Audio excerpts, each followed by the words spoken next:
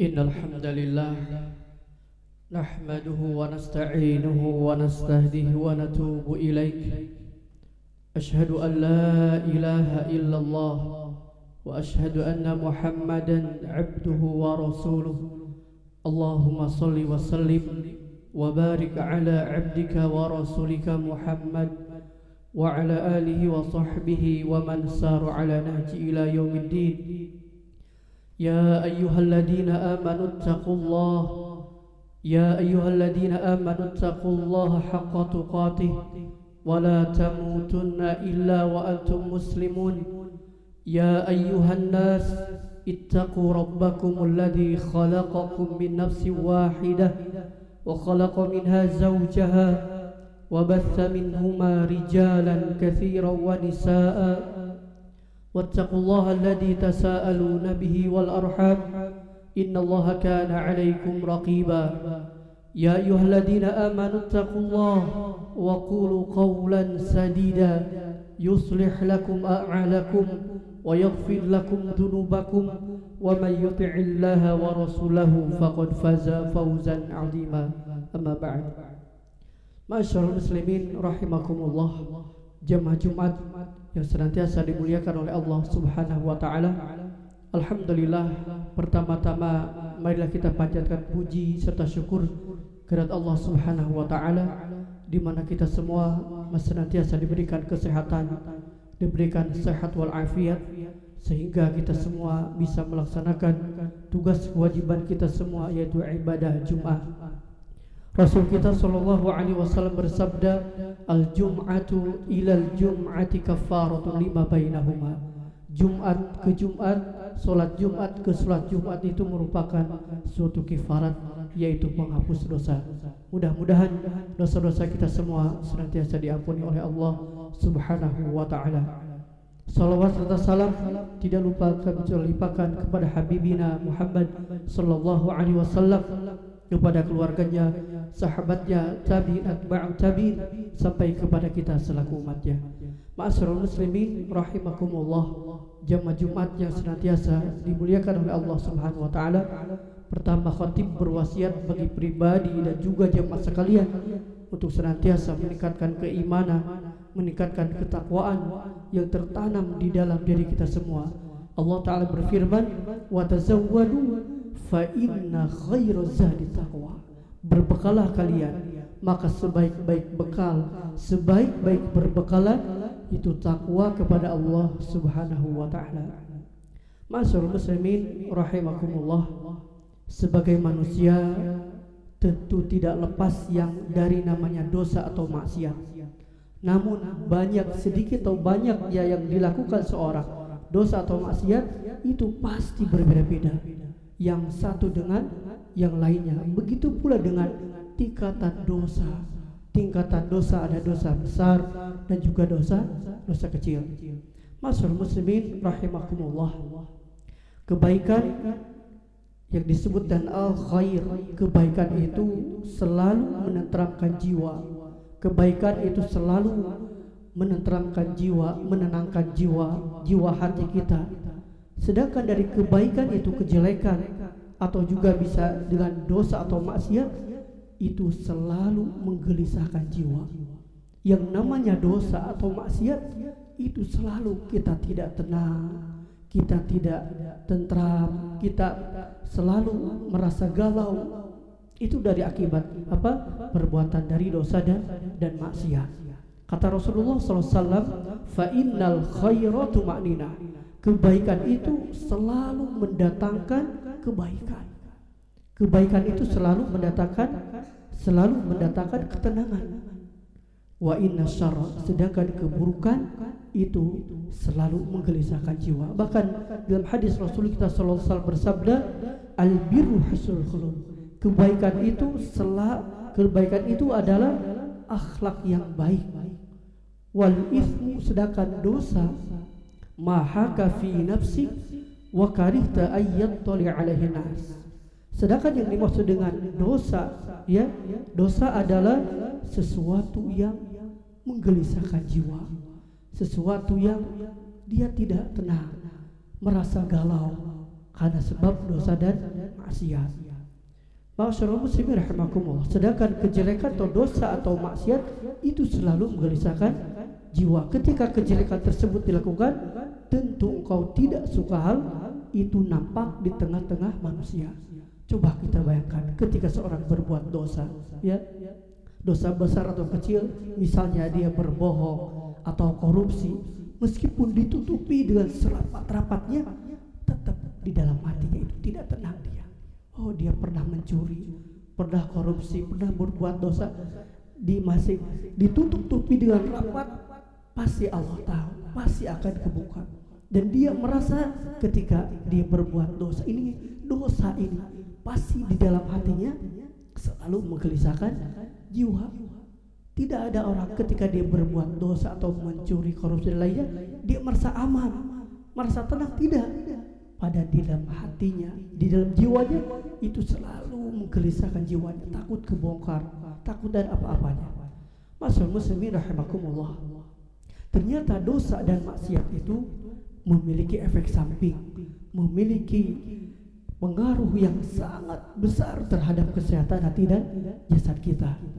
Pernahkah kita ketika melakukan dosa atau maksiat, apakah pertanyaannya, apakah ada dampak positif, dampak buruk, efek samping dari perbuatan itu atau tidak?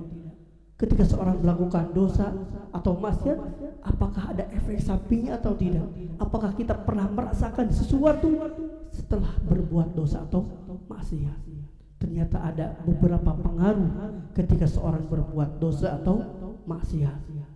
Ma'asyiral muslimin rahimakumullah. Dan dosa atau maksiat itu seperti racun yang masuk ke dalam tubuh seorang. Bayangkan ketika seorang terkena racun masuk ke dalam tubuhnya, dia khawatir, ya, tidak tenang. Kenapa? Karena di dalam tubuhnya itu ada racun. Dan ketika racun itu dibiarkan, dia tidak diobati ke dokter, dia dikonsultasi kepada ahlinya, maka akan semakin kesini racun itu akan semakin kesini bisa menyebabkan kematian. Dan itu perumpamaan di antara dosa atau maksiat.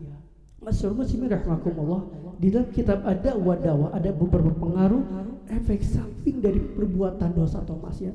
Yang pertama kata Ibnu Qayyim rahimahullah, di antara pengaruh dosa dan maksiat yaitu hurmanul ilmi, terhalangi dari ilmu. Pengaruh maksiat yang sangat mematikan ini adalah menghalangi pelakunya dari ilmu. Karena apa? Ilmu adalah nur, cahaya, sedangkan maksiatan adalah al-dhulumat, itu kegelapan. Ma'asyiral muslimin rahimakumullah. Maka jika seorang melakukan kemaksiatan, itu artinya ia sedang menciptakan kegelapan dalam ruang hatinya. Pernah terjadi, itu al-Imam Asy-Syafi'i rahimahullah, Imam Asy-Syafi'i, beliau saking cerdas hafalannya, ya, suatu kisah beliau itu Imam Asy-Syafi'i rahimahullah ketika umur 7 tahun sudah hafal Al-Quran, ketika umur 10 tahun sudah menghafal kitab Al-Muwatta, dan umur 15 tahun beliau sudah berfatwa. Ini saking cerdasnya, hebatnya Imam Asy-Syafi'i rahimahullah. Tetapi ketika itu beliau pernah mengadukan kepada gurunya yaitu Imam Waqi tentang apa? Tentang jeleknya hafalan. Bahkan di dalam diwan Asy-Syafi'i, syakautu ila Waqi, kata beliau, aku pernah mengadukan kepada guru yaitu Imam Waqi tentang jeleknya hafalan, merasa kurangnya hafalan. Fa arsyadani ila tarkil ma'asi, dan gurunya tersebut menasihatkan kepada Imam Syafi'i untuk meninggalkan maksiat. Tinggalkan maksiat. Wa akhbarani bi anna al-ilma nurun, bahwasanya dia mengabari kepadaku sesungguhnya ilmu itu cahaya, wa nurullah, dan cahaya Allah itu la yuhdali asi, tidak akan diberikan, tidak akan didapatkan bagi orang-orang yang bermaksiat.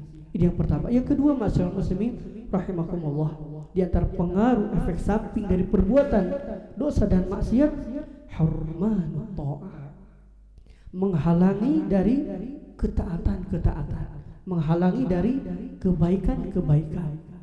Ma'asyiral muslimin rahimakumullah, pengaruh maksiat yang tak kalah bahaya lainnya adalah menjadikan seseorang merasa berat untuk taat kepada Allah Subhanahu wa taala. berat di dalam hatinya.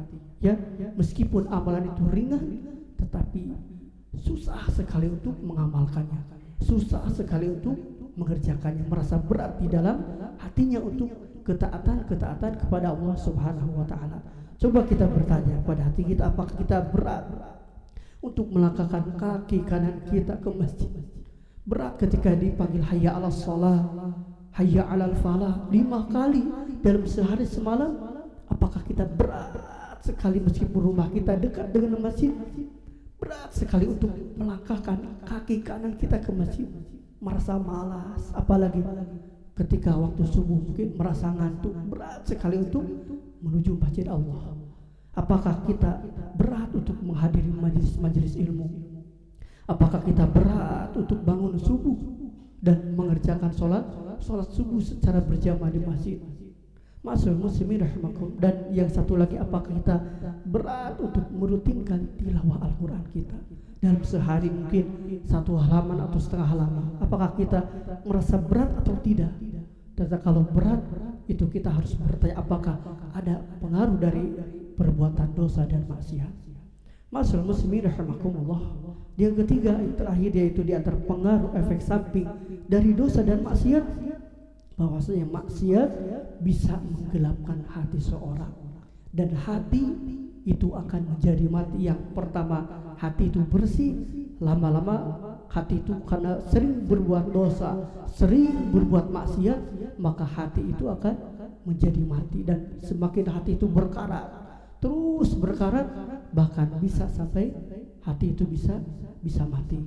Dalam hadis Rasulullah kita selalu bersabda, digambarkan bahwasanya hati seorang, kata Rasulullah, innal mu'min, sesungguhnya seorang mukmin itu idza annaba dzanban nukitat fi qalbi nuqtatun sauda. Apabila dia melakukan dosa atau maksiat, itu ada seperti apa? Seperti nuktah bintik-bintik hitam yang menempel di dalam hati seorang. Ya, ketika seorang melakukan dosa, melakukan maksiat, maka akan ada nuktah, akan ada bintik-bintik hitam yang menempel di dalam hati seorang. Fa in taba, kata Rasulullah, apabila dia bertaubat kepada Allah, bahwa dengan taubatan nasuha, wa naza', dan dia meninggalkan dosa tersebut, wastaghfara, dan dia selalu beristighfar kepada Allah, sukila minha qalbu, maka hati tadi yang banyak noda hitam tersebut, banyak bintik hitam tersebut, karena sebab taubat dan istighfar kepada Allah, maka hati tersebut akan menjadi bersih kembali. Fa in zada, sebaliknya apabila dia terus melakukan dosa, melakukan maksiat, tidak bertaubat kepada Allah, tidak beristighfar kepada Allah, zadat hatta yughlaqa biha qalb, maka hati tadi yang banyak noda hitam tersebut, banyak bintik hitam tersebut, maka akan kelamaan bahkan hati itu akan menjadi mati. Dan ini disebut dalam Al-Quran ar-ran, kalla bal rana ala qulubihim ma kanu yaksibun. Aqulu qawli hadza wa astaghfirullah li wa lakum wa lisairil muslimina min kulli dhanb fastaghfiruhu innahu huwal ghafurur rahim.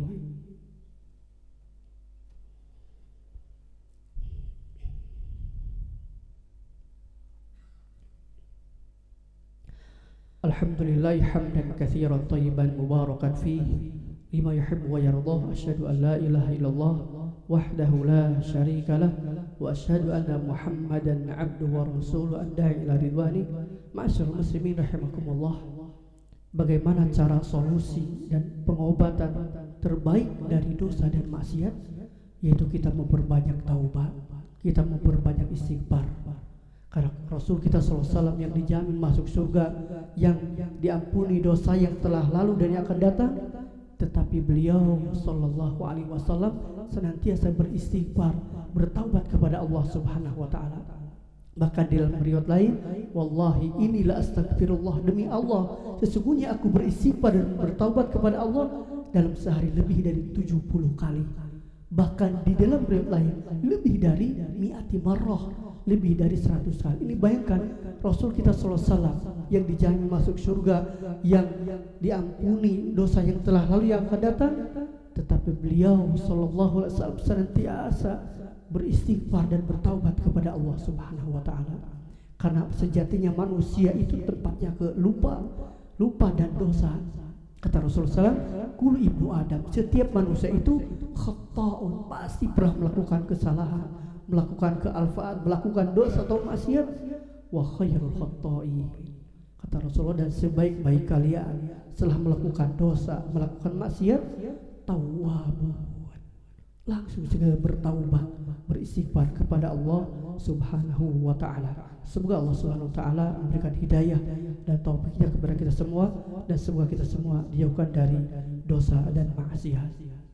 Innallaha wa malaikatahu yusholluna 'alan nabi ya ayyuhalladzina amanu shallu 'alaihi wa sallimu taslima. Allahumma shalli 'ala Muhammad wa 'ala ali Muhammad kama shallaita 'ala Ibrahim wa 'ala ali Ibrahim fil 'alamin innaka Hamidum Majid. Allahumma ighfir lil muslimina wal muslimat, al mu'minina wal mu'minat, al ahya'i minhum wal amwat, innaka sami'un qaribun mujibu da'wat ya qadiyal hajat. Rabbana la tu'akhidna in nasina aw akhtana, Rabbana wa la tahmil 'alaina isran kama hamaltahu 'ala alladziina min qablina, Rabbana wa la tuhammilna ma la taqata lana bi, wa'fu 'anna waghfir lana warhamna anta maulana fansurna 'alal qaumil kafirin fansurna 'alal qaumil zalimin. Rabbana hab lana min azwajina wa dhurriyyatina qurrata a'yun waj'alna lil muttaqina imama. Allahumma ansur ikhwanana al muslimina wal mujahidin fi Palestin. Allahumma ansur ikhwanana al muslimina wal mujahidin fi Palestin. Allahumma ansurhum 'alal yahud wa man 'awadahum minal kuffari wal munafiqin. Allahumma saddid samhahum wa wahhid sufufahum wajma' kalimatahum 'alal haqqi ya rabbal alamin. Rabbana atina fid dunya hasanah wa fil akhirati hasanah wa qina adzaban nar. Wa sallallahu ala nabiyyina Muhammadin wa ala alihi wa sahbihi ajma'in wa akhiru da'wana anil hamdulillahi rabbil alamin. Aqimus shalah.